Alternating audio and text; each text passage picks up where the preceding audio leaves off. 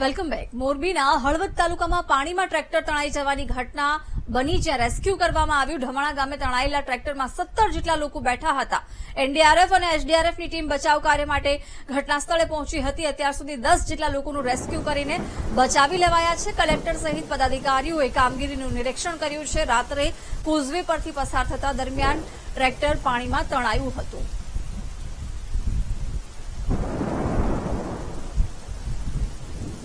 ઢમાણા ગામ ખાતે ગત રાત્રિના એક ટ્રેક્ટર છે કોઝવે પરથી પસાર થતા પાણીમાં ગરકાવ થયો હતો અને જો વાત કરીએ તો 17 જેટલા લોકો આમાં સવાર હતા.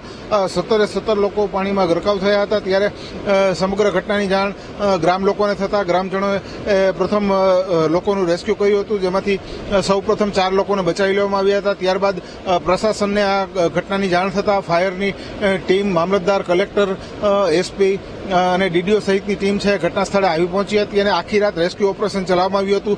જો વાત કરીએ તો 10 જેટલા લોકોને આ રેસ્ક્યુ ઓપરેશનમાંથી કાઢવામાં આવ્યા છે અને હાલ જુદી જુદી એનડીઆરએફ, એસડીઆરએફની ટીમની પણ મદદ લેવાઈ રહી છે અને હાલ એ લોકો રેસ્ક્યુની કામગીરી કરી રહ્યા છે. ત્યારે જો વાત કરીએ તો હાલ વરસાદ છે સતત ને સતત ચાલુ છે, જેને લઈને રેસ્ક્યુની કામગીરીમાં અડચણ ઊભી થઈ રહી છે. અર્નિશ જોશી, વીટીવી ન્યૂઝ, હળવદ.